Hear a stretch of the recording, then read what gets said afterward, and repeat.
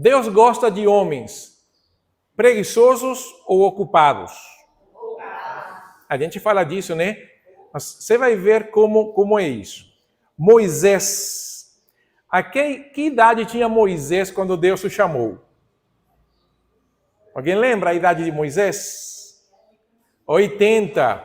Os filmes colocam Moisés como um garoto de 30, mas não. Moisés tinha 80 anos. E o que Moisés estava fazendo? Estava passeando? Estava pastoreando as ovelhas do seu sogro. Quem já sabe mais ou menos o que é pastorear ovelhas, sabe que não é fácil, né? Pelo menos, eu nunca pastoreei ovelhas. Mas você vê nos vídeos como é que é, o testemunho de Jacó falando como é que é, a pessoa não dorme, trabalha o dia todo, é cobrado se alguma ovelha morrer, um trabalho completamente difícil. Moisés, com 80 anos, foi chamado por Deus. O que Pedro e João estavam fazendo quando Jesus os chamou? Estavam lavando as redes. Já tinham pescado a noite inteira, eles sem dormir, estavam ali, lavando as redes. Poderiam ter dormido lá no barco, né? Claro que sim. Mas eles estavam lavando as redes e foi ali que Jesus os chamou. Mateus estava fazendo o quê? Estava descansando, assistindo televisão? Não tinha televisão, né? O que ele estava fazendo nessa hora, Mateus? Cobrando imposto. E Jesus falou assim, segue-me. E ele seguiu Jesus. O que Paulo estava fazendo? Gente, trabalho, né? Perseguir dá trabalho. Não é um trabalho? Perseguidor não é o melhor trabalho, né? Mas Paulo estava perseguindo a igreja quando Jesus o chamou. Então Deus chama pessoas ocupadas. E nós vemos que na vida cristã é uma vida de homens ocupados, que são chamados a seguir Cristo, cultivando virtudes cristãs, uma vida santa e o trabalho digno. Porque em Deus não há lugar nem para a preguiça, nem para o ócio. Todo dia é dia de viver em, por e para Ele. Vamos começar, gente? Sabe que este é um resumo de 1ª e 2ª Tessalonicenses. Então nós vamos falar justamente da importância de uma vida ocupada. É continuação da escola bíblica. Ninguém reparou, eu não conversei com a Séfora. Não tem nada a ver, gente. Não tem nada a ver. Eu não vou falar nada de Deus é testemunha, nada disso. Não preciso jurar para... Comecemos com a primeira ocupação que nós temos, que não é o trabalho. A primeira ocupação que nós temos é sobre o crescimento das virtudes cristãs. E esse é um detalhe que nós esquecemos. Por quê? Porque nós vivemos na cultura do receber. Todos nós temos embutido na nossa cabeça que nós vivemos numa cultura do receber. É tanto assim que, veja só, pessoas que vêm na igreja, vêm a quê? Vêm a entregar sua vida a Cristo? Eles vêm a buscar uma bênção. Eles vêm com um pedido de oração porque querem que Deus responda o pedido de oração. As pessoas correm no momento de ansiedade, de angústia, de dor. Por quê? Porque eles querem receber. E alguns falam, se Deus responder, então eu vou crer. O homem é tão soberbo que ele coloca condições a Deus para crer. Isso é soberbia, sabia disso? Isso é pecado. A pessoa botar condições a Deus para crer. Se o Senhor fizer, então eu creio. Pense um pouco comigo, você vai ver o absurdo dessa frase, né? Quão absurda ela é. Mas as pessoas gostam de fazer isso. Nós temos uma cultura e a cultura cristã, onde não se trabalha as virtudes cristãs, não se trabalha a formação de caráter, não se trabalha santidade, santificação, se trabalha em função de processos. Você já viu isso? Tudo agora é processo, como que se nós vivêssemos num sistema industrializado. O processo de formação da pessoa. E as pessoas têm a coragem de dizer, confia no processo. Quer dizer, você não confia em Deus, você confia no processo. Isso é errado. Primeiro, porque Deus não trabalha em nós como se fôssemos máquinas. Deus trabalha com pessoas.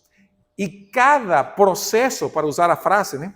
Cada processo é diferente em cada um de nós. Não existe um processo mecanizado, automatizado e estándar. Na verdade, Deus trabalha com cada um de nós de uma maneira diferente. E não é para chegar no outro nível de bênção. É para que nós sejamos, como a Bíblia diz, conforme a imagem do Filho. Isso é um processo santificador. Assim, queridos, antes de entrar nas figuras do processo, se nós trabalharmos o contexto bíblico, nós tiraríamos a palavra processo e falaríamos de transformação. Nós somos transformados de glória em glória pela ação do Espírito de Deus. Esse é o termo bíblico. Não faça uma figura do processo industrializado para trazer isso para a igreja, porque parece que no final das contas, Deus está comprometido a abençoar você ainda mais, porque é isso que as pessoas falam. Então, virtude cristã, trabalhar a fé, a esperança, o amor, o acolhimento da palavra, o crescimento que ela dá e a vida que isso gera. Você não ouve isso comumente. E sabe o que é o mais triste? O mais triste é que nós temos abraçado isso, temos aceitado isso, pregamos e compartilhamos mensagens assim. E não é bíblico. E nós estamos trabalhando que Deus, de uma maneira ou outra, Ele está comprometido a nos dar. E ninguém fala do compromisso que nós temos com Deus por causa da nossa dívida com Ele, que nós devemos crescer em santidade. Mas Paulo vai falar isso para os tessalonicenses. Então, Paulo escreve que a fé, a esperança e o amor permanecem. Nós lembramos sempre de 1 Coríntios 13, não é? Quando Paulo fala, eis a fé, a esperança e o amor, mas o maior deles é o quê? E todo mundo usa isso, né, para casamento. Mas aí não fala de casamento, fala de vida cristã como um todo. 1 Coríntios 13 não é vida conjugal, é vida como corpo de Cristo. No contexto do 1 Coríntios 13 fala justamente de uma igreja dividida que usa os dons de uma maneira desordenada. E Paulo vai dizer, o caminho excelente é este, é o uso dos dons em função do amor que nós temos por Cristo, do amor que Ele derramou em nós e o amor que nós devemos mostrar pelos nossos irmãos. E ali então Paulo vai e regulariza o culto. Então 1 Coríntios 13 não tem a ver com namoro, não tem a ver com casamento. Se aplicar isso está errado. Você usou e eu usei mal o texto e nós estamos falando aquilo que a Bíblia não diz. Quer dizer, não faça isso. Não faça isso. Mas poderia se aplicar? A resposta pura e simples é não. Por quê? Porque não é essa a intenção de Paulo. Então, não pode ser nossa intenção na hora de pregar.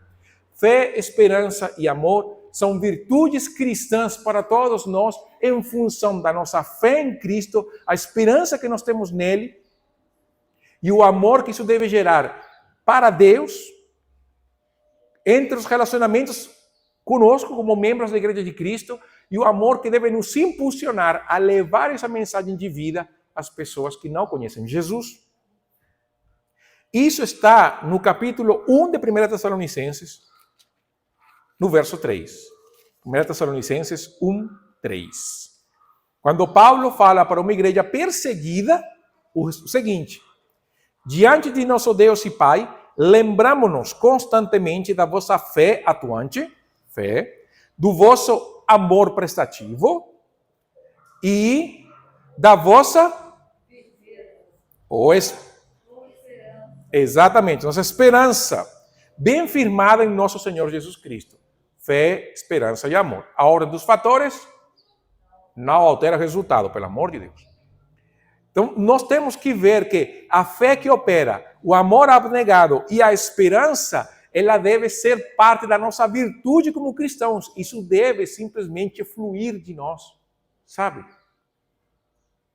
E aí nós podemos pensar, eu nem tenho fé, não espero nada, e eu não amo ninguém. Então, é o momento de ver duas coisas. Ou isso está apagado na sua vida e precisa, então, entrar na presença de Deus para ser reaquecido pela palavra.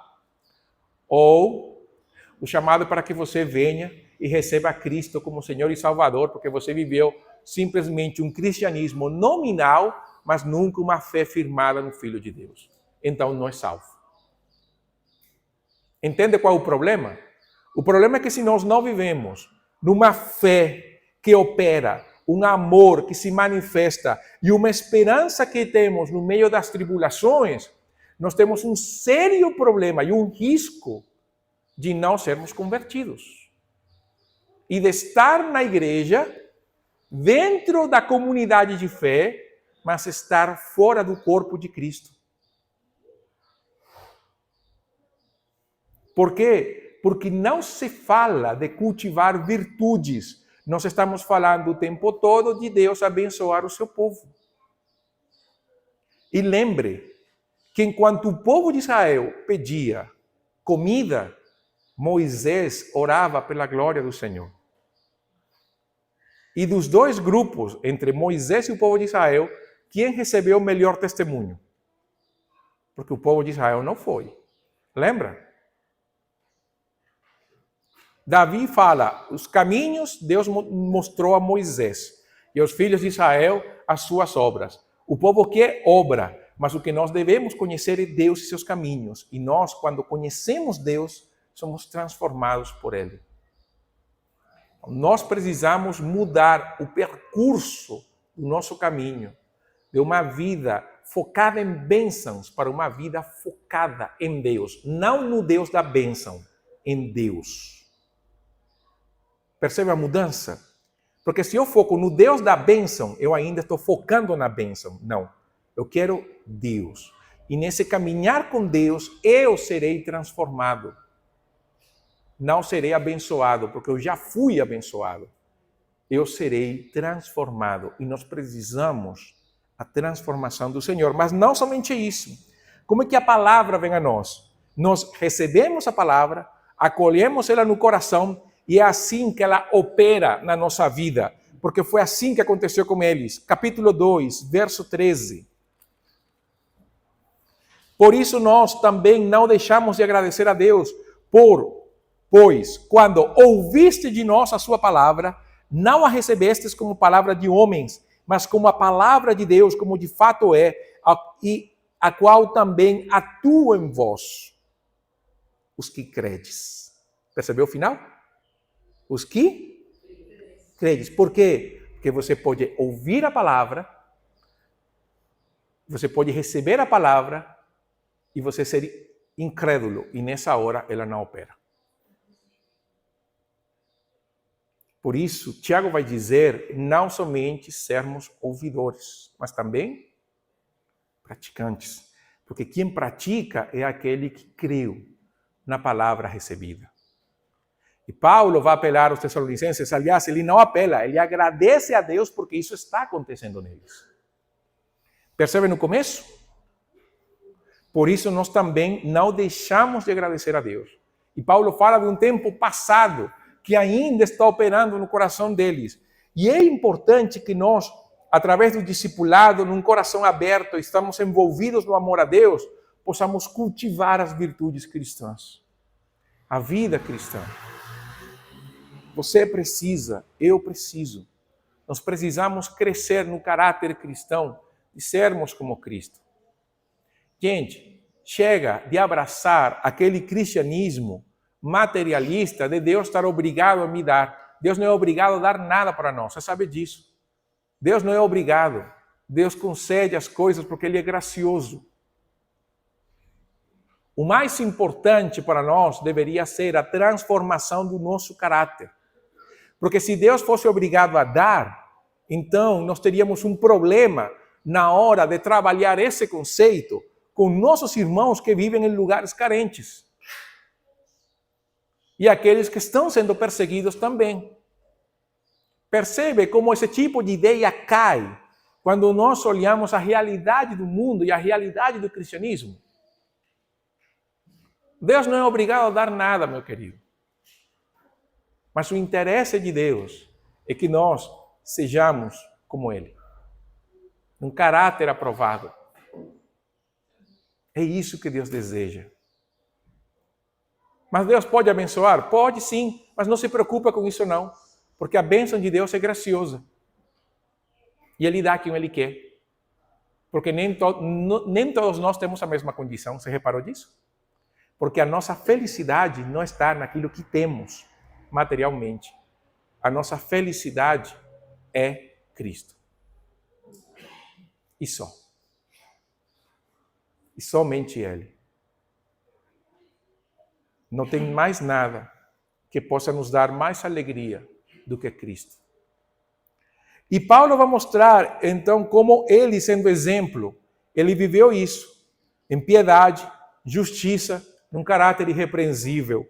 Ali no capítulo 2, no verso 10, Paulo fala, vós e Deus, sois testemunha de como nos portamos, de modo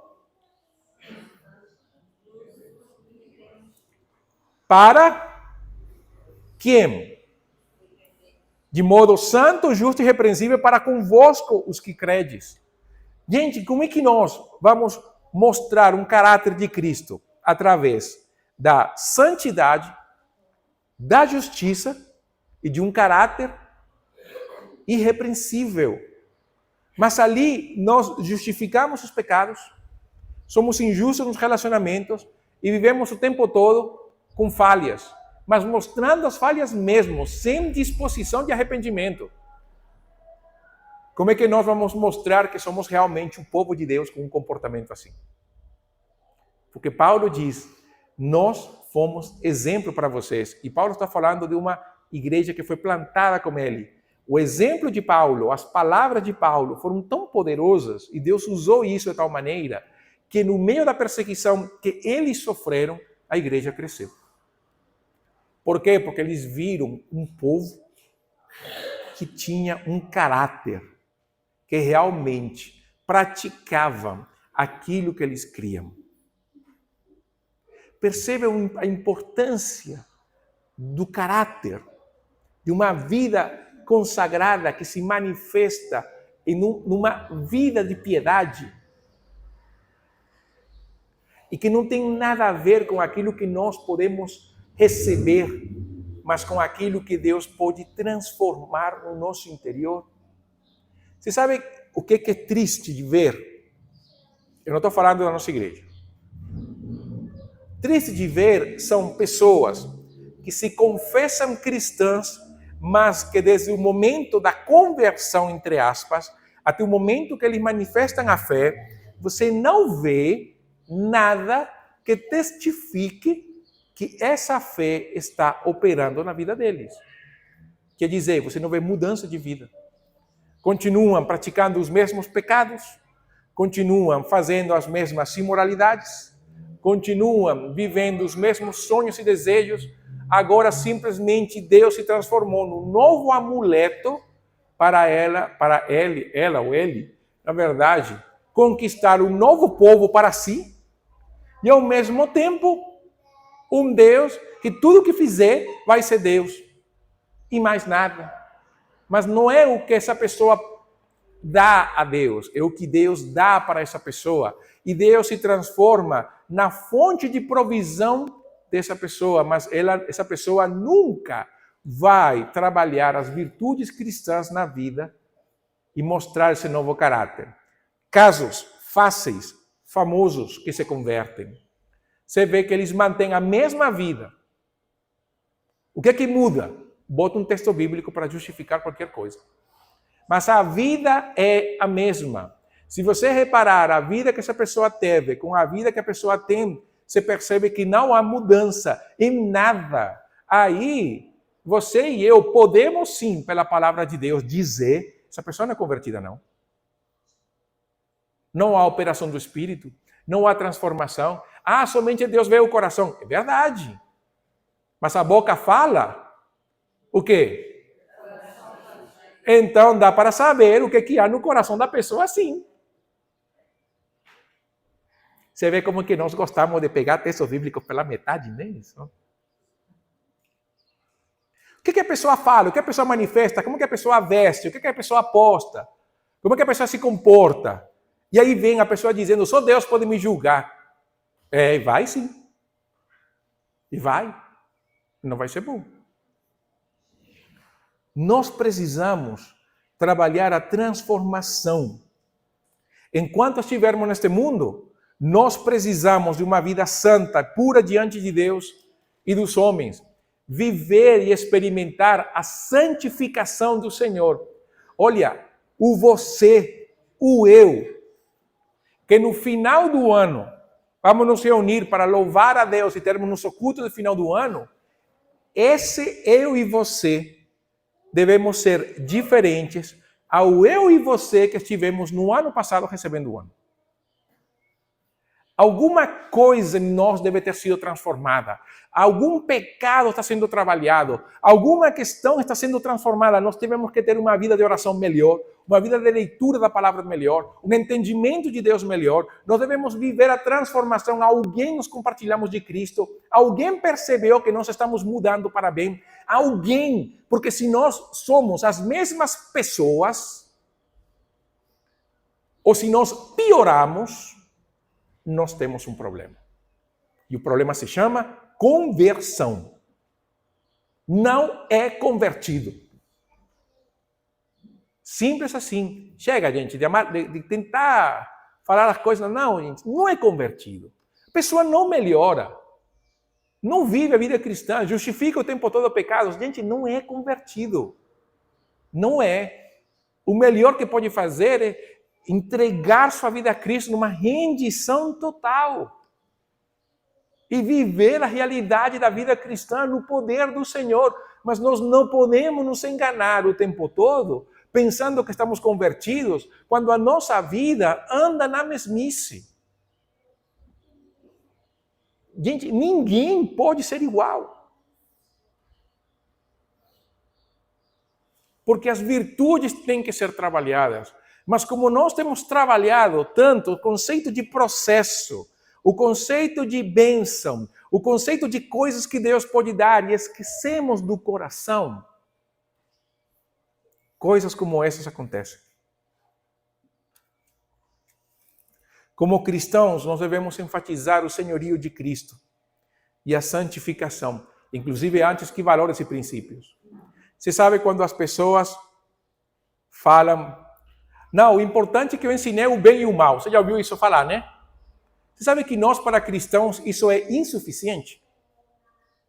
Aliás, nós fizemos o que todo mundo faz, né? Então, nós não fizemos diferença para nossos filhos.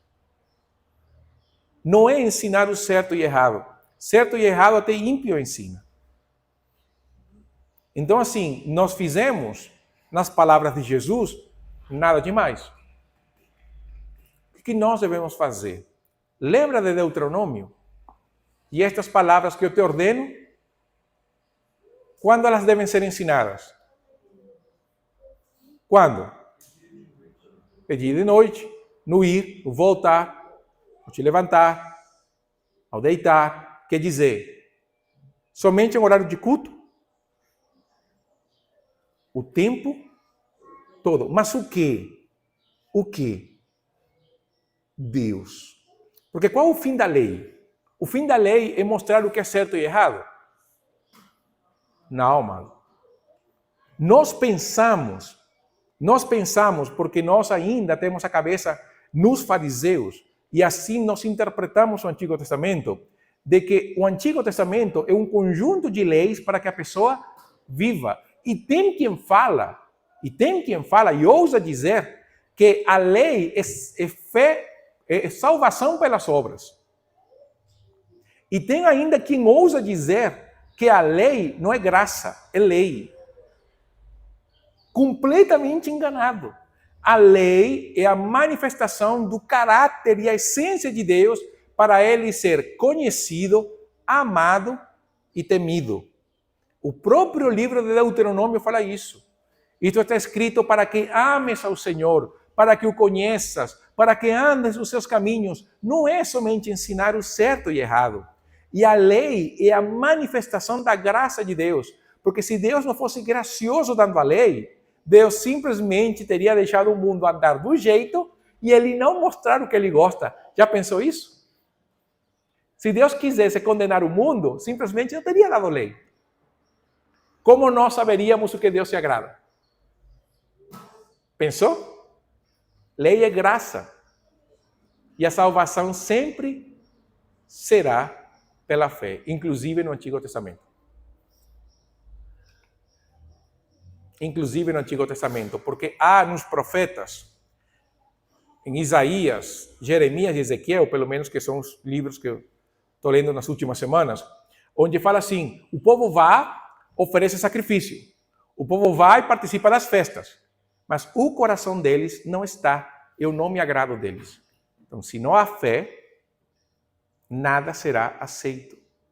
Então, o princípio da salvação pela fé está no Antigo Testamento. Por isso, não é ensinar o certo e errado, não é ensinar regras e normas, é ensinar sobre Deus, o senhorio de Cristo no coração. Por isso é que eu volto a dizer, se a nossa vida não manifesta frutos cristãos, é porque nós não somos cristãos. Não somos convertidos. A pessoa pode até ser uma boa pessoa, bom cidadão, mas não é crente, vá para o inferno.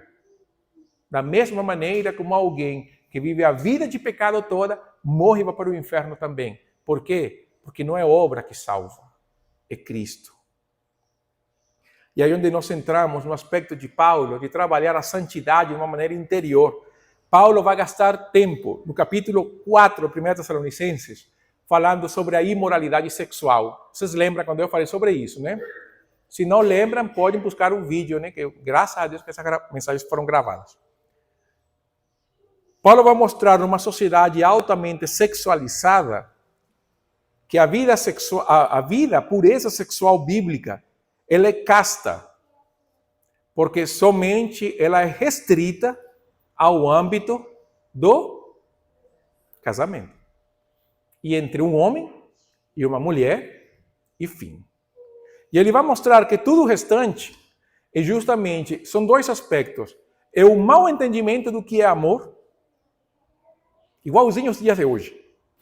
Porque a pessoa entende que amor é fazer as coisas do jeito dela, na maneira que ele quer e de qualquer forma. E não é assim. O amor tem limites. E justamente o casamento é a manifestação clara de que o amor tem limites. Por quê? Porque quando você casa, quando eu casei, para mim, vamos falar de mim, quando eu casei, não tem outra mulher para mim. Acabou, fim. É a Lisete, ponto. Não tem mais ninguém, até Deus tão bom que nem filha me deu, né? Ah, também não, né? Aí não, seria outro amor. Seria tão legal a Lisete com uma filha, já pensou, gente? A Lisete com uma filhinha, quão gostoso seria? E eu teria ficado um chorozinho, né?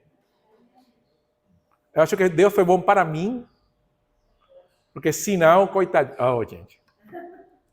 Enfim. Mas somente uma mulher, fim, não tem outra. Igual para a Lisete. Aí piora, né? Ela sou eu. Perdão. E não tem mais. Então o amor tem limites. Há limites no amor. E assim também, a imoralidade, o problema é isso mesmo. O amor quebra os limites. O falso amor quebra os limites. E o amor agora é do jeito que a pessoa quiser, e não é bem assim. Por isso, o segundo aspecto que a imoralidade quebra é o caráter santo do Senhor. Porque o próprio Deus ama de acordo com os seus limites. Sabia disso? Deus ama todo mundo? Ama. Ama. Deus ama todo mundo? Ama. Mas ama igual o ímpio do que seu filho? Percebeu? O amor tem limites. E outra, o ímpio quando morre, No seu pecado, Deus continua amando ele na eternidade? Não, o amor tem limites. Isso que Paulo vai mostrar. Justamente essa vida de imoralidade quebra a santidade. Por quê? Porque quando um cristão vive na imoralidade, ele está negando Deus. Esqueça de doenças sexualmente transmissíveis, esqueça de uma gravidez precoce, esqueça da solidão que dá depois do sexo, esqueça disso. Esqueça. Você não vai falar para alguém da imoralidade em função disso. Quando nós falamos em função da imoralidade, nós temos que ir a Deus, um Deus santo, um Deus que estabelece limites para o amor, Ele mesmo estabelece seus próprios limites de amor. E quando alguém tenta viver a vida do jeito dela, amando do jeito que ela acha que é amor, na verdade está quebrando os limites eternos e é pecado contra um Deus puro e santo. É isso. As consequências, é melhor não dizer, por um lado, primeiro porque a Bíblia não trabalha o pecado sexual em função de consequências. Segundo, porque tem pessoas que vivem na prática da imoralidade, nunca ficam doentes, nunca sofrem, nunca têm nada e morrem felizes até acordar na eternidade. Então, nunca trabalhe o pecado em função das consequências. Porque pecado é pecado, porque ele é contra Deus. Mesmo que o pecado sexual, e Paulo vai dizer aos Coríntios, também peca contra si mesmo. Mas principalmente, todo pecado é contra Deus. Não trabalhe consequências. Trabalhe Deus na eternidade, porque nesse momento o pecado se torna pior. Pior. Porque se Deus não julgar o pecado da pessoa nesta vida, Ele vai julgar na eternidade. Entendeu? Então, quando nós pensamos na vida de pureza, nós temos que pensar justamente na santidade de Deus e o testemunho que nós damos ao mundo. Aí nós entraremos em 1 Coríntios, né, com aquele caso de imoralidade, de um incesto na igreja. E Paulo fala, o testemunho que vocês estão dando não é nada de bom. Por isso que a santidade, e Paulo continua, né, no mesmo 1 Tessalonicenses, eu não vou ler o capítulo 4, vocês podem ler em casa, do verso 1 até o 7, mas Paulo no capítulo 5, ele retoma a santidade.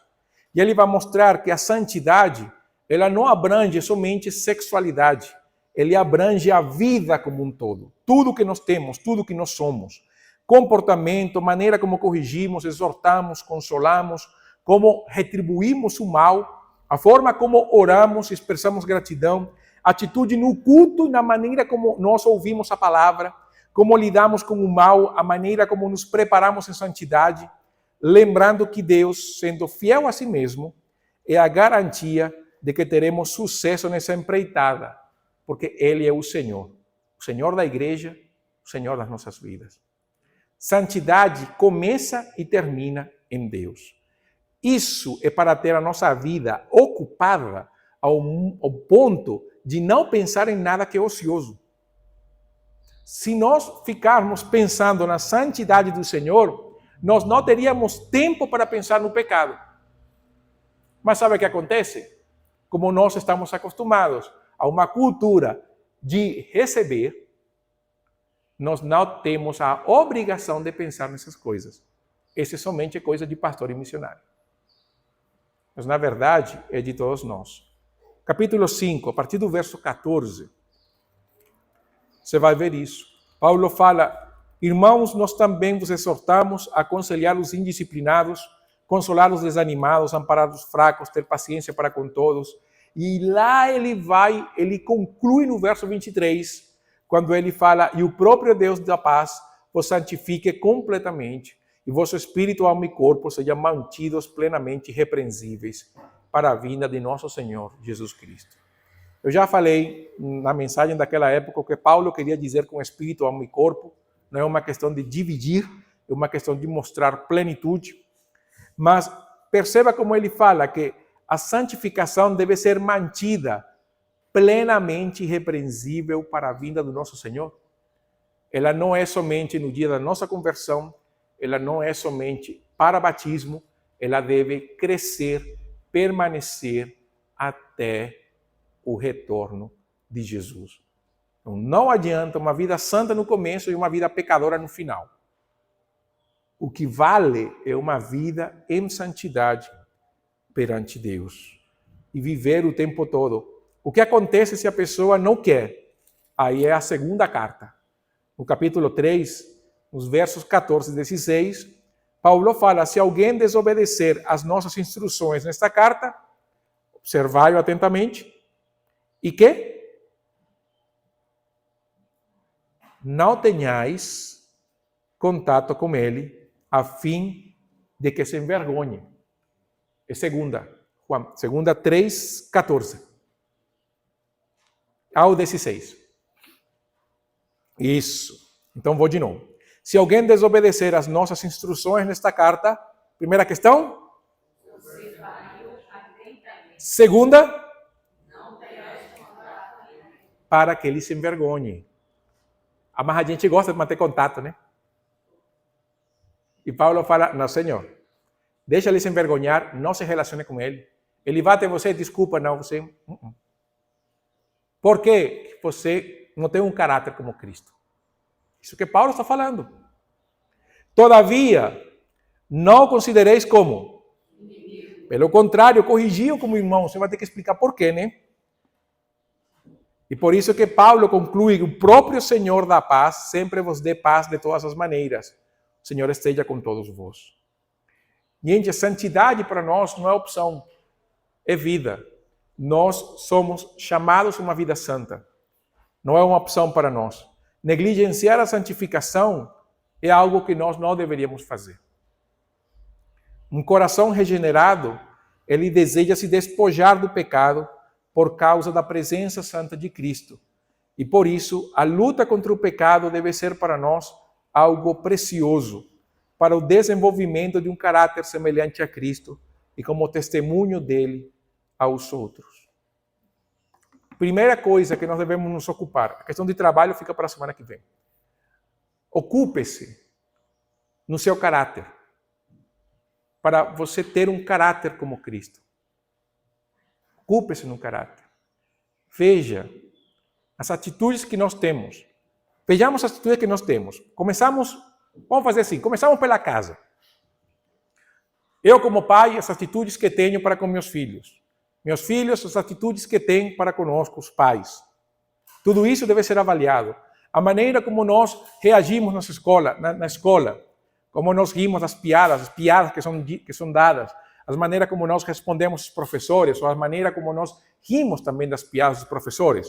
A maneira, então, vá para o trabalho, quem trabalha, a maneira como a pessoa reage no trabalho, as reuniões, as falas, as coisas. A atitude que nós temos na igreja, com relação a culto, ministério, serviço, a vida com Deus e oração, estudo da palavra. Nosso relacionamento com amizades, familiares. Pegue tudo isso na balança. E veja se realmente cada um de nós temos crescido em santidade ou, por outro lado, temos crescido na obstinação do coração. Realmente nós estamos crescendo no nosso amor por Cristo ou nós estamos regredindo ao ponto de não nos diferenciar mais com as pessoas do mundo? Há uma necessidade do fortalecimento do caráter cristão, das virtudes cristãs. Sabe por quê? Porque nós estamos sendo pressionados a termos um comportamento semelhante a eles. Inclusive, não é somente uma questão de ideologia, é uma questão de vida. Por quê? Porque quando eu caminho, por exemplo, eu posso rejeitar questões básicas. Como igreja, como cristãos, nós tranquilamente podemos dizer que rejeitamos o aborto, rejeitamos qualquer discriminação que possa ser feita em função de cor, não de raça, gente. Cristão nunca, jamais pode falar de raça, sabia disso, né? A Bíblia fala da unidade da raça humana. Nós não trabalhamos raças. Biblicamente, o ser humano vem de uns. Então, é um só a humanidade. Nós podemos rejeitar discriminação por cor, nós podemos rejeitar a discriminação social, nós podemos rejeitar um monte de coisa. Isso é bom, mas isso não demonstra que você é cristão. Entendeu?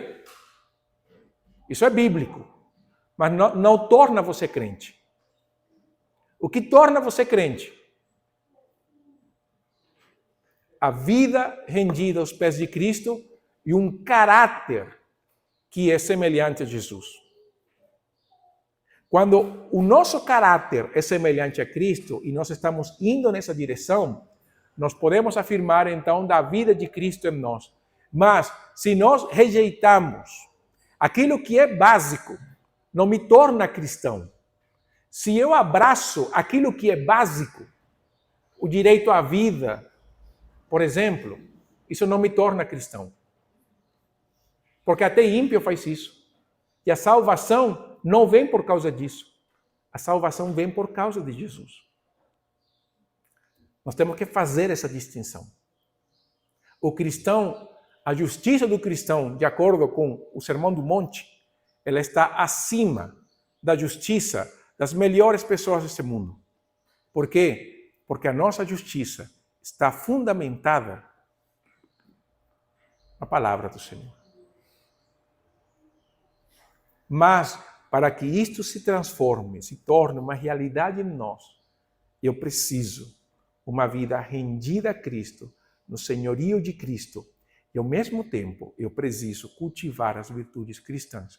Porque ali, no momento em que alguém vier com alguma coisa que é contrária à Bíblia, primeiro, eu vou dizer, a Bíblia diz isso e sou contra, mas a pessoa não vai pensar que eu sou contra por causa de seguir uma linha ideológica, senão porque eu sigo a palavra do Senhor. Só por causa disso. Pense comigo, já que eu toquei o aborto, bem fácil, né? Por que somos contrários ao aborto? Porque Deus é o autor da vida. E, biblicamente, a vida começa no momento da concepção. Cortar a vida de uma pessoa no ventre da sua mãe é assassinato. E a Bíblia condena. Ponto. Viu como é que é? Nós estamos agindo biblicamente em função de quem? De Deus, e não em função da sociedade. É assim que nós devemos aprender. Mas isso me vai levar a um compromisso. Se eu quero usar a Bíblia, é porque eu vivo a palavra. E eu preciso, então, viver a palavra do Senhor. Para a glória de Deus e como testemunho aos outros.